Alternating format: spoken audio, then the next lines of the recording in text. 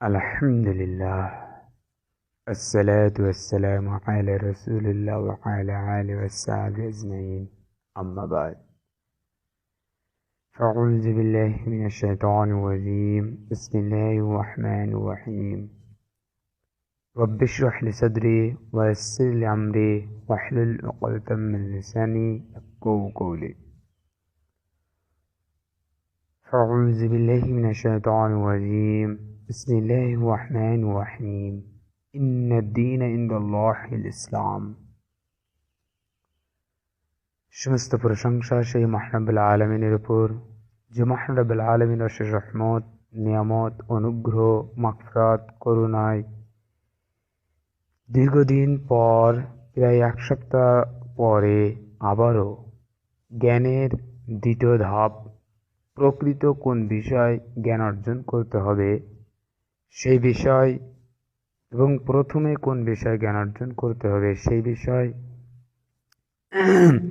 আলোচনা করার তৌফিক দান করেছে সেই মহান রব্বুল আলামিনের দরগাহে লাখো কোটি শুকরিয়া আদায় করি। আলহামদুলিল্লাহ। সাথে সাথে দরুদ ও সালাম বর্ষিত হোক সেই মহামানবের উপর, যে মহামানবের অশেষ রহমত, নিয়ামত, অনুগ্রহ, যে মহামানবের দীর্ঘ চেষ্টা, যে মহামানবের নিজের জীবনে বাস্তবায়ন সহ কিভাবে তার উম্মত বাস্তবায়ন করবে সেই পথ দেখে গিয়েছে, সে মহামানবের উপর লাখো কোটি দরুদ ও সালাম বর্ষিত হোক। মুহাম্মদ সাল্লাল্লাহু আলাইহি সাল্লাম। গত আলোচনায় আমি প্রমাণ করেছিলাম আমাদের জ্ঞান অর্জন করতে হবে। আর প্রকৃত জ্ঞান কি? টোটাল আলোচনা থেকে বোঝা গিয়েছিল সত্য প্রমাণিতটাই প্রকৃত জ্ঞান, এবং আমাদের সবারই যে একটি ধর্ম আছে সেটা আমি প্রমাণ করার চেষ্টা করেছিলাম। আমরা কেউই ধর্মের বাইরে নহে, ধর্ম আমাদের প্রত্যেকেরই আছে, তাই আমরা যে যাই হোক।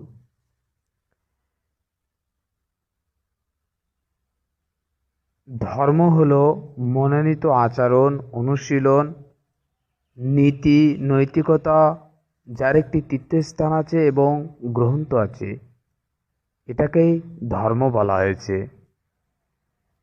রিলিজিয়েশন, ডিফারেশন অফ রিলিজিয়েশন বাই মেরিয়াম ওয়েবসাইটে, যে এই রেফারেন্সে বলা হয়েছে মানুষের মনোনীত আচার আচরণ, সমাজ ব্যবস্থা এবং একটি গ্রন্থ ও যদি তীর্থস্থান থাকে তাহলে সেটাই হলো ধর্ম। দেখেন, মুসলিমদের তীর্থস্থান আছে, গ্রন্থ আছে। গ্রন্থ হলো কোরআন ও সহিহ হাদিস। হিন্দুদের বেদ, উপনিষদ, শ্রীমদ্ ভগবদ গীতা সহ বিভিন্ন গ্রন্থ এবং তাদের একটি তীর্থস্থান আছে। ইহুদি ও খ্রিস্টানদেরও একই বাইবেল এবং তাদের একটি তীর্থস্থান আছে। সাথে সাথে আমাদের নাস্তিক ভাইদের তীর্থস্থান হলো তাদের মন। যদিও অন্য ধর্মগ্রন্থের অনুসারীদের তীর্থস্থান নির্দিষ্ট একটি জায়গা, আর নাস্তিক ভাইদের তীর্থস্থান হলো তাদের মন, তাদের আলাদা কোনো তীর্থস্থান নাই। যাই হোক, তাদেরটাও এই সত্যটা পুরোপুরি পূর্ণ না করলেও অন্যগুলো পূর্ণ করেছে, এজন্য তাদের একটি ধর্ম বলা যায়।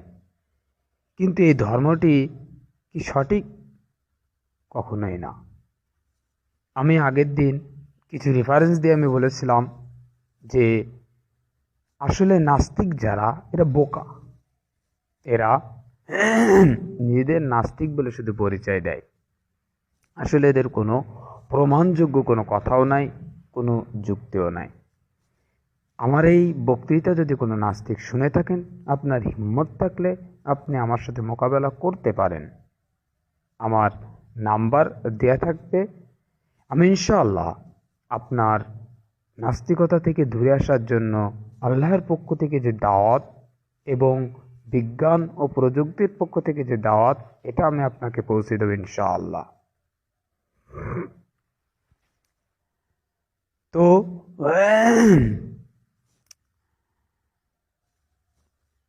আপনি এরপরে যদি খ্রিস্টান হন, ইহুদি হন, হিন্দু হন, যাই হন না কেন, আপনি যদি আপনার ধর্মগ্রন্থগুলো পড়েন তাহলে আপনি বুঝতে পারবেন প্রকৃত ধর্ম কোনটি। আমরা যারা মুসলিম, আমরা 1,24,000 পয়গম্বরে বিশ্বাসী। মিশকাতে মাসাইবে হাসান সনদে হাদিসটি বর্ণিত হয়েছে। আমাদের মধ্যে একটি ভুল ধারণা আছে যে ধর্মটি প্রায় 14 থেকে 1450 বছর আগে এসেছে, সেই ধর্মটি কিভাবে সত্য হয়, সঠিক হয়। আসলে ইসলাম 14 থেকে 1450 বছর আগে পৃথিবীতে আসেনি। ইসলাম এসেছে মানুষ সৃষ্টির প্রথম থেকে। সেটা কিভাবে? সবচেয়ে প্রথম ধর্ম যদি আপনি বিশ্লেষণ করেন তাহলে সনাতন ধর্মটা, যেটা আমাদের দেশে হিন্দু ধর্ম নামে পরিচিত মহাবিশ্বে, এই সনাতন ধর্ম খুব বেশি আগে আসেনি। সর্বোচ্চ হলে বহু আগে, 50,000 বছর, 60,000 বছর, 70,000 বছর বা 1,00,000 বছর, তার আগে এই ধর্মের অস্তিত্ব ছিল না। এটা তাও ধারণা, কোনো প্রমাণযোগ্য তাদের তথ্য নাই, তারা ধারণা করে। কিন্তু মিশকাত আল মাসাইবের এই হাদিসটি দেখেন, 1,24,000 পয়গম্বর, 1,00,000 আমি ধরলাম, প্রত্যেকের বয়স যদি 1 বছর ধরা হয়, তবুও 1,00,000 বছর আগে ইসলাম এসেছে। যদি 1 বছর করে কারোর বয়স হতে পারে না। আমরা সবাই জানি, আমরা যে দেশে বসবাস করি, অন্তত 5 বছর 6 বছর লাগে আমাদের সাধারণ বিবেক বুদ্ধি হতে। তাহলে সে একটি ধর্ম প্রচার করবে, তাহলে তার বয়স 30, 40, 50। আর আমরা সবাই জানি বিভিন্ন ইতিহাস এবং বিজ্ঞানের প্রমাণ দ্বারা যে ইতিপূর্বের মানুষরা এখান থেকে 100 বছর, 1000 বছর, 2000 বছর, 5000 বছর আগের মানুষেরা বহুদিন করে বাঁচত। তাহলে এবার আপনি কল্পনা করে দেখেন, ধারণা করে দেখেন, কত কোটি বছর আগে ইসলাম এসেছিল। তাহলে আপনি যত ধর্মের কথাই বলেন, ইসলাম সবার পূর্বে এসেছে, এটা প্রমাণ। আপনি এবার বলবেন, প্রত্যেক পয়গম্বর কি ইসলাম নিয়ে এসেছিল, না তাদের আলাদা কোনো ধর্ম ছিল? মহান আল্লাহ তাআলা কোরআনের মধ্যে বলছেন যে মুহাম্মদ সাল্লাল্লাহু আলাইহি সাল্লামকে, যে তোমার পূর্বে আমি যাদেরকে পাঠিয়েছি সবাইকে লা ইলাহা ইল্লাল্লাহ এই দাওয়াত দিয়ে।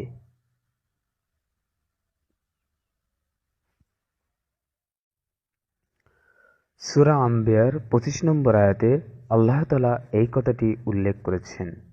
তাহলে আমরা বুঝতে পেরেছি 1,24,000 পয়গম্বর সবই ইসলাম নিয়ে এসেছিল।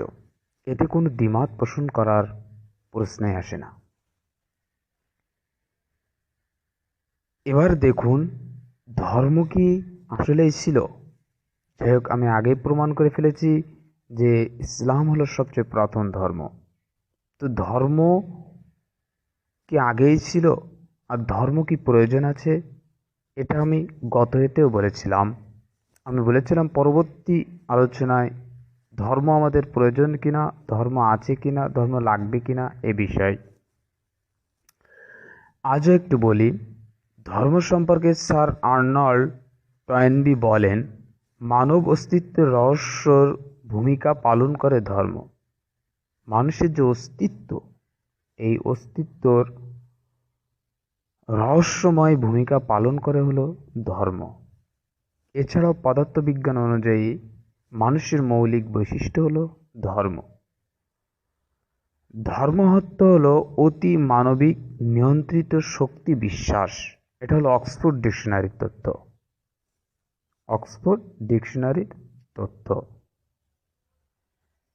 তাহলে আপনি বুঝতে পারছেন যে ধর্ম মানুষের প্রয়োজন। আর আমি ইতিপূর্বে বলেছি সবচেয়ে প্রথম ধর্ম হলো ইসলাম। এছাড়া আপনি হিন্দু ধর্মগ্রন্থের বেদ সংহিতা নহে বেদ যদি পড়েন, বঙ্গ অনুবাদ, শ্রীমদ্ ভগবদ্ গীতা সংহিতা নহে যদি শ্রীমদ্ ভগবদ্ গীতা পড়েন, যদি আপনি ওল্ড টেস্টামেন্ট এবং নিউ টেস্টামেন্ট বাইবেল পড়েন, তাহলেও আপনি পেয়ে যাবেন যে প্রকৃত ধর্ম কি। সবচেয়ে ভালো লাগে আমার যে সবচেয়ে পুরাতন ধর্ম হিসেবে দাবি করা হয় যেটায় এই ধর্মে সবচেয়ে বেশি মুহাম্মদ সাল্লাল্লাহু আলাইহি সাল্লামের আসবে এবং আল্লাহ যে আমাদের সৃষ্টিকর্তা, আল্লাহ যে ঈশ্বর এবং আমাদের কলেমা লা ইলাহা ইল্লাল্লাহ এই বাণীর সাথে তাদের বাণী মিল রয়েছে সবচেয়ে বেশি, সেটা হলো সনাতন ধর্মের ধর্মগ্রন্থে। আপনি যদি শ্রীমদ্ ভগবদ্ গীতার অরিজিনালটা পড়েন, শ্রীমদ্ ভগবদ্ গীতার সংহিতা নহে, যেমন মুসলিমরা অনেক দলে বিভক্ত, আমি এখানে মুসলিমদের কথা বলছি না, আমি বলছি ইসলামের কথা। ইসলাম আসবে কুরআন ও সহিহ হাদিস থেকে। আর ইসলাম ধর্মের ব্যাখ্যা, ইসলাম ধর্ম কি, কাকে বলে, এটা আমি গত আলোচনায় বলেছিলাম। ইসলাম হলো আল্লাহর কাছে আত্মসমর্পণের মাধ্যমে শান্তি প্রতিষ্ঠা করা। তো যে শান্তি প্রতিষ্ঠাকারী সে হলো মুসলিম। তাহলে আপনার জানার বা বোঝার বিষয় নয় যে মুসলিমরা কেন দলে দলে বিভক্ত, কোন দলকে আপনি অনুসরণ করবেন। আপনি কুরআন ও সহিহ হাদিসকে অনুসরণ করবেন, এটা আল্লাহ বলেছেন। সূরা নিসা সহ সূরা ইমরান ও বহু সূরায় বলা হয়েছে, সূরা নিসার 59 নম্বর আয়াতেও বলা হয়েছে জাতুল্লাহ ওয়া আতিউর রাসূল, তোমরা আল্লাহকে অনুসরণ করো, আল্লাহ রসুলকে অনুসরণ করো। এরপরে সূরা নিসায় ওই আয়াতে একটু বেশি বলা হয়েছে যে মানুষ প্রশ্ন করে যে মুসলিমরা অনেক দলে বিভক্ত, আমরা কাকে অনুসরণ করব। এখানে আল্লাহ স্পষ্ট উত্তর দিয়ে দিয়েছেন, যদি ইমামরা দের মধ্যে মতবিরোধ হয় তাহলে তোমরা আল্লাহ আল্লাহ রসুলের দিকে ফিরে আসো। তাহলে আপনার দায়িত্ব কর্তব্য হয়ে গেল কোরআন ও সহিহ হাদিস ঘেঁটে দেখা। তাহলে আপনি দোষারোপ মুসলিমদের করবেন না। মুসলিমরা দলে দলে বিভক্ত হতে পারে, মহান আল্লাহ তাআলা সেজন্য একটি বলেছেন। এছাড়াও একটি হাদিস আছে, সেই হাদিস যে মুসলিমরা 73 দলে বিভক্ত হবে, বনী ইসরাইলরা 72 দলে বিভক্ত, মুসলিমরা 73 দলে বিভক্ত হবে। একটি দল সঠিক পথে থাকবে, অন্য সব বিভ্রান্তি। যাই হোক, ওটা নয়। তো ধর্ম যদি আপনার থাকে তাহলে আপনার ধর্মগ্রন্থ পড়তে হবে। আপনি হিন্দু হলে শ্রীমদ্ ভগবদ্ গীতার 17 নম্বর অধ্যায় 7 নম্বর অধ্যায় 18 নম্বর অধ্যায় পড়ে দেখবেন, এখানে স্পষ্ট কলেমা লা ইলাহা ইল্লাল্লাহ এই কথাটা দেওয়া আছে। যে ওখানে বলা আছে যে সমস্ত ধর্ম, সমস্ত ঈশ্বরকে পরিত্যাগ করে একজন ঈশ্বরকে গ্রহণ করো। আর ঋগ্বেদের মধ্যে বলা আছে যে রেফারেন্সগুলো আমি এখন দিতে পারছি না, রেফারেন্সগুলো আমার কাছে জানতে চাইলে আমি দিতে পারবো ইনশাআল্লাহ। বলা হয়েছে যে আল্লাহ বা ঈশ্বর একজনই, ঋষিগণরা বা মনীষীগণরা তাকে ভিন্ন ভিন্ন 33 নামে ডাকেন, ভিন্ন ভিন্ন নামে তাকে ডাকায়। ইসলামে তাই বলা হয়েছে। ইসলামে যখন অভিযোগ নিয়ে আসা হয় মুহাম্মদ সাল্লাল্লাহু আলাইহি ওয়াসাল্লামের ওপর যে মুসলিমদের ওপর যে মুহাম্মদ তোমাদেরকে এক ঈশ্বরের আরাধনা করতে বলছে, কিন্তু মুহাম্মদ কখনো রহিম বলে ডাকছে, কখনো রহমান বলে ডাকছে, তখন মুহাম্মদ সাল্লাল্লাহু আলাইহি ওয়াসাল্লামকে আল্লাহ উত্তর বলে দিতে বলেছেন। সূরা ইসরার নম্বর সূরা 110 নম্বর আয়াত, তুমি বলে দাও, তোমরা আল্লাহ নামে ডাকো বা আল্লাহকে রহমান নামে ডাকো বা রহিম নামে ডাকো, সকলেই তার সুন্দর নামসমূহ। দেখেন, ঋগ্বেদের কথা আর কোরআনের কথা এক হয়ে গেল। আপনি আল্লাহকে যে নামেই ডাকেন, এগুলো হলো তার সুন্দর নামসমূহ। ঋষিগণরা তাই করেন, এটা আপনি আলাদা আলাদা করতে পারেন না। এছাড়াও ভবিষ্য পুরাণ, কল্কি পুরাণ যদি আপনি পড়েন, মুহাম্মদ সাল্লাল্লাহু আলাইহি সাল্লামের সরাসরি মোহাম্মদ নাম, আহমেদ নাম দুইটাই পাবেন। এরপরও নরসংসা নাম পাবেন। মুহাম্মদ সাল্লাল্লাহু আলাইহি সাল্লামের বাবার নাম বিষ্ণু ইয়াস, যার অর্থ আব্দুল্লাহ, এটাও পাবেন। সব কিছুই স্পষ্ট পেয়ে যাবেন। কোনো যুক্তি তর্ক দিয়ে আপনি জিততে পারবেন না। একমাত্র আপনি বলতে পারেন যে বাপদাদা করে এসেছে, তাই আমিও করব। দেখেন, বাপদাদা অনেক কিছু করে, তা আমরা পরিবর্তন করি কেন? নিজেদের কল্যাণের জন্য, নিজেদের উন্নতির জন্য। যেমন বাপদাদারা পায়ে হেঁটে দেশ কি দেশ ভ্রমণ করতো, আমরা কি এখন করি? না, আমরা গাড়িতে চলাচল করি। বাপদাদারা এক দেশ থেকে আরেক দেশে যাওয়ার জন্য হেঁটে যেত, জাহাজে যেত, বা ঘোড়ায় যেত, উটে যেত, হাতিতে যেত, যেখানে যে জিনিস প্রচলন ছিল। কিন্তু এখন যায় না, বিমানে যায়। পৃথিবীর এক প্রান্ত থেকে আর এক প্রান্ত যেতে পারছি। আগে এখান থেকে ভারতের ওই মাথায় যেতে যা সময় লাগতো, বা এখান থেকে সৌদি আরবে যেতে যা সময় লাগতো, তার মধ্যে পৃথিবীর এক প্রান্ত থেকে আর এক প্রান্ত যাওয়া যাচ্ছে। এটা আমরা কেন করছি? আমাদের কল্যাণের জন্য। আগে আমরা যেভাবে ফসল উৎপাদন করতাম, এখন সেভাবে করি না কেন? এটাও আমাদের কল্যাণের জন্য। আগে গরমকালে আমরা ফ্যান ব্যবহার করতে পারতাম না, এখন করছি, এটাও আমাদের কল্যাণের জন্য। তাহলে ভাই, একটা মানুষের সবচেয়ে বড় জ্ঞান সত্য প্রমাণিত জ্ঞান, সবচেয়ে বড় জিনিস তার ধর্ম। আপনি সেই ধর্ম সঠিক না ভুল এটা না জেনে আপনি কেন বাপদাদা করেছে এই অজুহাত দিচ্ছেন? আপনি ওখানে কেন দিচ্ছেন না? হ্যাঁ, ওখানেও আপনার স্বার্থ আছে, এখানেও আপনার স্বার্থ আছে। এখানকার স্বার্থটা আপনি বুঝতে পারছেন না, এখানকার স্বার্থটা আপনার কাছে পরিষ্কার নয়, স্পষ্ট নয়। দেখেন, আপনি যে ধর্মে অনুসরণ করেন, আপনি জানেন একসময় আপনি মারা যাবেন, আর তখন আপনার বিচার হবে। এই বিচারে আপনি সঠিকটা পেলে আপনি বেহেশতে, মুসলিমদের জান্নাত, বা হিন্দুদের স্বর্গে যাবেন। তো আপনি আপনার ধর্মগ্রন্থ না পড়ে কোনো এক ব্যক্তিকে অনুসরণ করার জন্য আপনি ভুল পথে চলে গেলেন। ওই ব্যক্তিকে আপনাকে পথ দেখাতে পারবে? ওই ব্যক্তিকে ও নিজে নিজের কথাই ঠিক করতে পারবে না, ও নিজে নিজের আমলে ঠিক করতে পারবে না, আপনাকে কিভাবে পথ দেখাবে? বোকার মতো কথা বলবেন না, বোকার মতো কথা বলে কোনো লাভ নেই। বাইবেলেও সালাত আদায় সম্পর্কে আছে, বাইবেলেও এক ঈশ্বর সম্পর্কে আছে, বাইবেলেও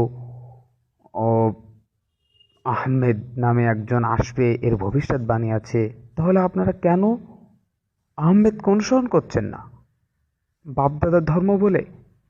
তো বাপদাদার ধর্ম বলে যদি সব কিছু করতে পারেন, মানুষের সকল আচার আচরণের ধর্মের অন্তর্ভুক্ত, তাহলে আপনি বাপদাদার ধর্ম বলে আপনি সালাত আদায় এখনও আবার সে উটের পিঠে চলেন, ঘোড়ার পিঠে চলেন, হাতির পিঠে চলেন, ওটা তো চলবেন না বাবা। তাহলে এখন কি করছেন? কিয়ামতের মাঠে মানুষ যদি আপনার সামনে কথা বলার জন্য এমন যুক্তি উপস্থাপন করে, তাহলে ভেবে দেখেন আপনার যে সৃষ্টিকর্তা আল্লাহ, বা আপনার যে সৃষ্টিকর্তা, আপনার যে পালনকর্তা, সে কতগুলো যুক্তি উপস্থাপন করতে পারে। তার জ্ঞানের কিয়াদ অংশ মানুষকে দিয়েছে, মানে অল্প কিছু, তাই মানুষ এমন করছে, এমন যুক্তি উপস্থাপন করছে আপনার সামনে, এমন কথা উপস্থাপন করতে পারছে। ওখানে কোনো ছাড় দেওয়া হবে না। তো এই দীর্ঘ আলোচনা থেকে বোঝা যাচ্ছে যে ইসলামই হলো একমাত্র সঠিক ধর্ম। আর এটা আল্লাহ কোরআনের মধ্যে সূরা ইমরানে 19 নম্বর আয়াতে বলছেন, ইন্নাদ-দীনা ইনদাল্লাহিল ইসলাম, নিশ্চয় আল্লাহর কাছে একমাত্র গ্রহণযোগ্য ধর্ম হল ইসলাম। যেহেতু ধর্মগ্রন্থ নিয়ে প্রমাণ হয়ে গিয়েছে যে ইসলাম হলো সঠিক ধর্ম, বাইবেল, বেদ, ত্রিপিটক, তারপরে শ্রীমদ্ ভগবদ গীতা সহ সমস্ত গ্রন্থ নিয়ে আমি মোটামুটি যেটা বলেছি থেকে বোঝা যাচ্ছে ইসলাম সঠিক। আর আল্লাহও সেটা বলছেন কোরআনেও। দেখেন, আল্লাহ প্রত্যেক ধর্মগ্রন্থে বলে দিয়েছে যে ইসলামই হলো একমাত্র ধর্মগ্রন্থ, ইসলামই হলো একমাত্র জীবন ব্যবস্থা। এই ইসলামকে আমাদের অনুসরণ করতে হবে। ইসলাম সম্পর্কে আরো অনেক বড় বড় মুহাদ্দিসগণ, ব্যক্তিগণদের অনেক বড় বড় আলোচনা আছে। সাম্প্রতিক সময় ভারতের ব্রাদার রাহুল, তার আগে ডক্টর আব্দুল করিম জাকির নায়েক, তার আগে আহমেদ দিদাত, আপনি এদের আলোচনা শুনলে আরো সুন্দর, আমি তো একজন নগণ্য ব্যক্তি, আরো সুন্দরভাবে আপনি জানতে পারবেন যে ইসলামই সঠিক ধর্ম। এবার ইসলাম যদি আপনার সঠিক ধর্ম হয়, তাহলে ইসলাম জানার জন্য আপনাকে কোরআন ও সহিহ হাদিস পড়তে হবে। এখন আমাদের সমাজে, ইসলাম সমাজে একটি কথা প্রচারিত আছে যে কোরআন সাধারণ মানুষ পড়ে বুঝতে পারে না, সাধারণ মানুষ পড়ে বুঝতে পারবে না। ভুল, সম্পূর্ণ ভুল কথা, সম্পূর্ণ ভুল কথা। কথাটা কোরআনের আয়াতের বিপক্ষে চলে যায়। তাই যেসব আলেমরা সাধারণ মানুষকে এমন ভাবে বোঝান, তাদেরকে আমি বলতে চাই, কোরআন খুলে দেখুন। আল্লাহ বলেন,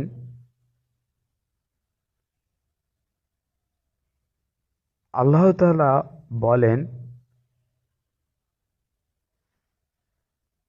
নিশ্চয়ই তিনি সর্বোত্তম কৌশলকারী। এটা হলো সূরা ইমরানের 59 নম্বর আয়াতে এসেছে। আপনি কৌশল করছেন, আপনি হেরে যাবেন, কারণ আল্লাহ সর্বোত্তম কৌশলকারী। আপনি আল্লাহর সাথে কৌশল করবেন না। আপনাদের মতো বোকা মুসলিম নেতাদের জন্য আজ ইসলামের এই অবস্থা। আপনারা নিজেরা ওই বাপদাদার জিনিস অনুসরণ করেন, এই জন্য আপনারা কোনো জিনিস সঠিকটা মানতে চান না। আর এ কারণেই অমুসলিমরাও আপনাদের কথার সুর মিলায়। অমুসলিমরা বলছে, আপনিও বলছেন, একবার ভেবে দেখেছেন আপনার আর অমুসলিমের মধ্যে কোনো পার্থক্য আছে কিনা? অমুসলিম জান্নাতে যাবে না, আপনি জান্নাতে যাবেন, এটা আপনি বলতে পারবেন কিনা? কখনোই বলতে পারবেন না। আল্লাহ আপনাকে জ্ঞান অর্জন করতে বলেছে, আপনি জ্ঞান অর্জন করেননি, এর জন্য দায়ী আপনি নিজেই। আপনি নিজেই। আপনি জ্ঞান অর্জন না করে মানুষকে পথভ্রষ্ট করে ফেলছেন, বা আপনি জ্ঞান অর্জন না করে সঠিক ইসলামটা জানতে পারছেন না, এর জন্য দায়ী আপনি। আসুন আমরা সবাই কোরআন ও সহিহ হাদিস সম্পর্কে ভালো করে বুঝি। আরো এক শ্রেণী আছে যারা বলে কোরআন বোঝা অনেক কঠিন, কোরআন সাধারণ মানুষ বুঝতে পারবে না। আপনারা ভুল। কেন ভুল এটা আমি বলছি, এর সাথে আর একটা কথা বলে নেই। আরো এক শ্রেণী আছে ইসলামদের মধ্যে, যাদের থেকে সাবধান হবেন, নবীন যারা মুসলিম হবেন এবং যারা অমুসলিম আছেন, কৌশলকারীদের থেকে আপনাকে সাবধান হতে বলছি। যে আমরা শুধু কোরআন মানব, হাদিস মানব না, কারণ হাদিস নিয়ে অনেক বিভ্রান্তি আছে, কোরআন নিয়ে নাই। আপনি জানেন না, কোরআন নিয়েও বিভ্রান্তি আছে। শিয়ারা কোরআনের ভুল ব্যাখ্যা করে। এছাড়াও ইহুদিরা ফুরকানুল হক বলে নতুন একটি গ্রন্থ বের করেছে। আপনাদের মতো বোকাদের জন্য সাধারণ মানুষ কোরআন পড়ছে না, সাধারণ মানুষ সেই হাদিস পড়ছে না, যে কারণে মানুষ জানছে না এবং মানুষকে সহজেই ইহুদি খ্রিস্টানরা ফুরকানুল হক গ্রন্থ তাদের মধ্যে পুরে দিতে পারছে এবং পথভ্রষ্ট করাতে পারছে। তাই তাই আমি বলছি, যারা এমন বিভ্রান্তকর কথা বলেন তারা নিজেরা আগে কোরআনকে সঠিকভাবে জানার চেষ্টা করেন। আপনারা কোরআন মানবেন বলেন, কোরআন মানেন না। ওই সেই বাপদাদার ধর্মগ্রন্থ মানাপানা আপনারা মানেন, যতটুকু আপনাদের কথার পক্ষে বলা হয় ততটুকুই মানেন, তার বাইরেরগুলো আপনারা আর মানতে চান না।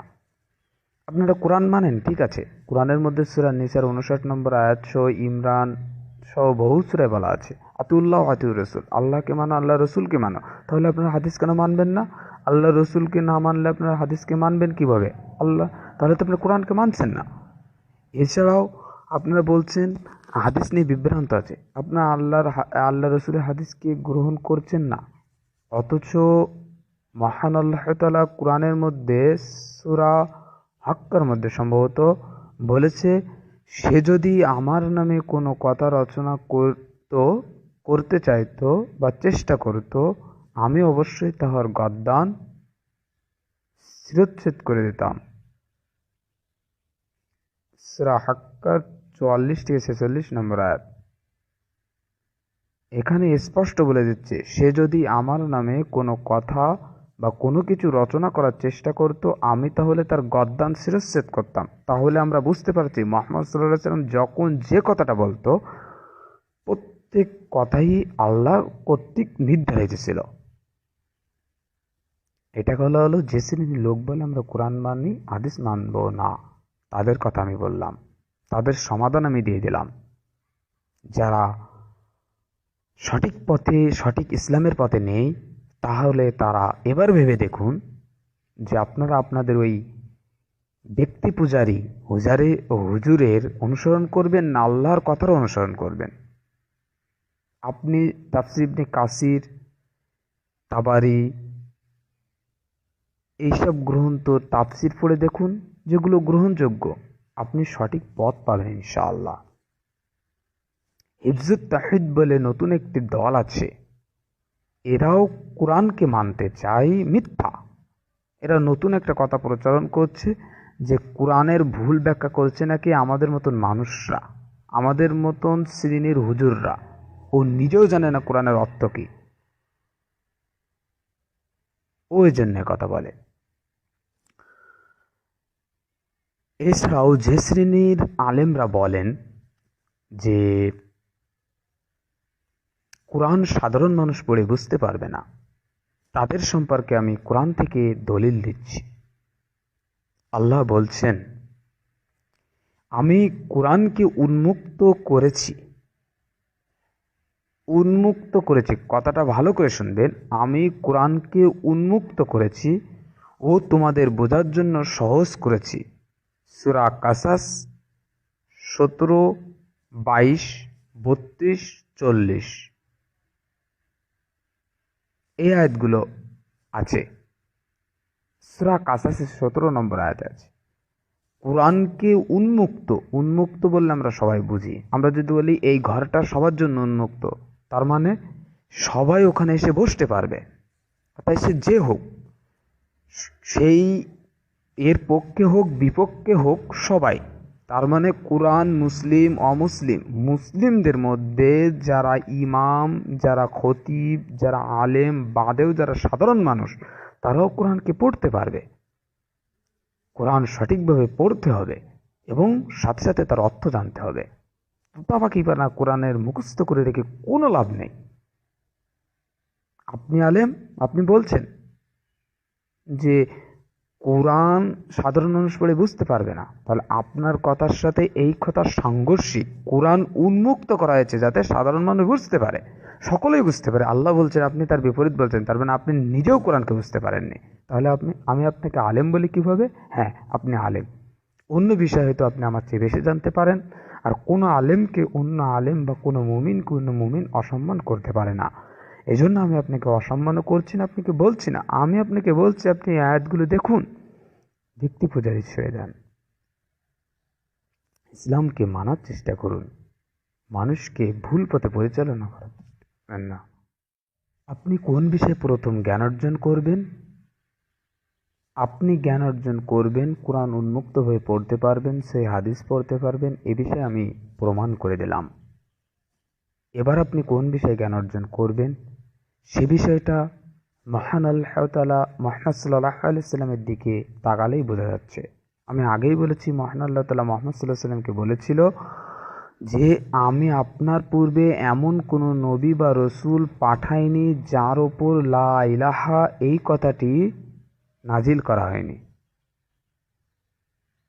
বা এই কথাটি প্রচার করার জন্য বলা হয়নি।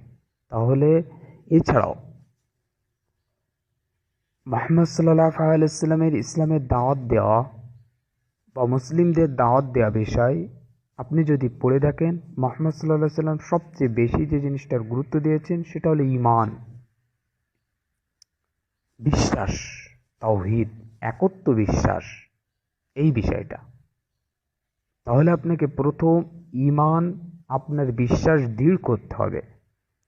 যদি আপনি আপনার বিশ্বাস দৃঢ় করতে পারেন, কেউ আপনাকে পথভ্রষ্ট করতে পারবে না। যদি আপনি আপনার বিশ্বাস দৃঢ় না করতে পারেন, তাহলে সবাই আপনাকে পথভ্রষ্ট করবে এবং আপনার বিশ্বাসটা প্রমাণযোগ্য হওয়া লাগবে। তাহলে আপনি মানুষের সামনে নিজের কথা প্রচার করতে পারবেন, নিজের জিনিস বাস্তবায়ন করতে পারবেন, নিজের ভাষা বোঝাতে পারবেন। তো নিজের কথা দৃঢ় হতে গেলে কি হতে হবে? নিজের কথা দৃঢ় হতে গেলে আপনার প্রয়োজন হবে কোরআন ও সহিহ হাদিস দলিল ভিত্তিক জানা। কোরআন ও সহিহ হাদিস দলিল ভিত্তিক জানা। যখন আপনার কাছে দলিল উপস্থাপনা থাকবে, এমন কথাগুলো থাকবে যে আল্লাহর সর্বোত্তম কৌশলকারী মুহাম্মদ সাল্লাল্লাহু আলাইহি সাল্লামের সব কিছু নাজিল হতো আল্লাহর পক্ষ থেকে। মুহাম্মদ সাল্লাল্লাহু আলাইহি সাল্লাম যা বলে, মুহাম্মদ সাল্লাল্লাহু আলাইহি সাল্লাম সব পৃথিবীর সমস্ত পয়গম্বর হলো ইসলামের দাওয়াত দিয়েছে, এমন প্রত্যেকটা রেফারেন্স, প্রত্যেকটা কথা যখন রেফারেন্স সহ আপনাকে জানা থাকবে, মানুষের সাথে আপনি বলতে পারবেন। এরপরেও যারা গুমরাহির অন্তর্ভুক্ত হবেন তাদের সর্বশেষ আমার পক্ষ থেকে বাণী হলো, কারণ আমি এই জ্ঞান অর্জন এবং এই ধর্ম সম্পর্কে আর বলবো না। মহান আল্লাহ তাআলা সূরা নাহলের মধ্যে বলছেন, সম্ভবত ৮২ নম্বর আয়াতে, যে সত্য প্রত্যাখ্যানকারীর জন্য তোমার দায়িত্ব হলো সত্য পৌঁছে দেওয়া। আমি আমার দায়িত্ব আমার এখান থেকে শেষ করেছি, সত্য পৌঁছে দিয়েছি, দায়িত্ব হলো আপনার। আপনি এবার সত্য গ্রহণ করবেন কি করবেন না। আমি ইনশাআল্লাহ আল্লাহকে বলতে পারবো যে আল্লাহ, আমার মেধা থেকে আমি তাদের দায়িত্ব পৌঁছে দিয়েছিলাম। কেউ গুমরাহী হয়েছিল, কেউ সঠিক পথে এসেছিল। তো এ বলে আমি আমার সংক্ষিপ্ত আলোচনা শেষ করলাম। সুবহানাকা আল্লাহুম্মা ওয়া বিহামদিকা আশহাদু আল্লা ইলাহা ইল্লা আনতা আস্তাগফিরুকা ওয়া আতুবু ইলাইক। আসসালামু আলাইকুম ওয়া রাহমাতুল্লাহি ওয়া বারাকাতুহু।